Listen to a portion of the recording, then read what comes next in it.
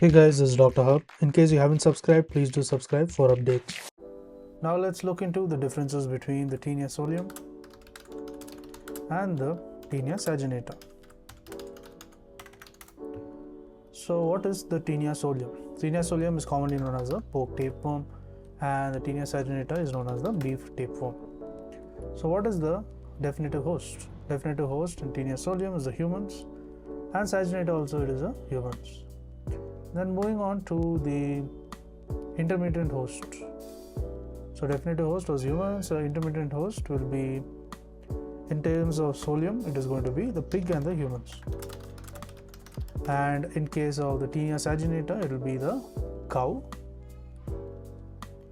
So what about the diseases? The diseases caused in case of the Taenia solium will be the teniasis as well as the cysticercosis. And when you're looking at the Taenia saginata, it is the teniasis only. Then what about the transmission?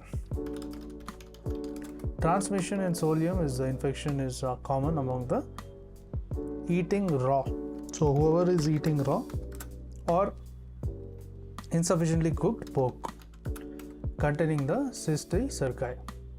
Then what about the Taenia saginata? It is the human being which are infected through the eating of undercooked beef. This is by beef, the saginata, and containing the cysticerci. That is a measly beef. What is the size of an adult worm? The size of an adult worm in Taenia solium is going to be 2 to 3 meters. Whereas in Taenia saginata, it will be around 5 to 10 meters. So the scolex in terms of Taenia solium, it is the head is globular. It is globular and in outline and has 4 circular suckers. 4 suckers. The head is provided with the rostulum armed with a double row of alternating large and small hooklets. So it has something known as hooklets, and the rostular hooklets are shaped like daggers or Arabian poniards. So they are known as the armed scolex. Next is we move on to the Taenia saginata. So Taenia saginata, the scolex is quadrate, so head it is quadrate, and the outline and has 4 circular suckers. So 4 circular suckers. Next is they also have the rostulum and the hooklets, they are absent. The rostulum and hooklets, they become absent. So they are known as the unarmed scolex. What about the proglotid? So proglotid, if you see, they are less than 1000 proglottids are present. The gravidatus contains a medium longitudinal stem with about 5 to 13 compound lateral branches on each side. About 10 branches on each side. The gravid segment are expelled passively and in change of 5 to 6 at the time and not singly. The Taenia solium may be produced 50,000 eggs per proglottid.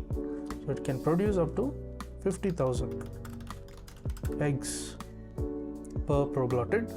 Now what about the Taenia saginata? In Taenia saginata, the number of proglottids it varies from 1000 to 2000, and the gravid uterus it contains of a central longitudinal stem with about 15 to 30 lateral branches on each side. So here it is 30 branches. Previously it was around 10 branches in Taenia solium.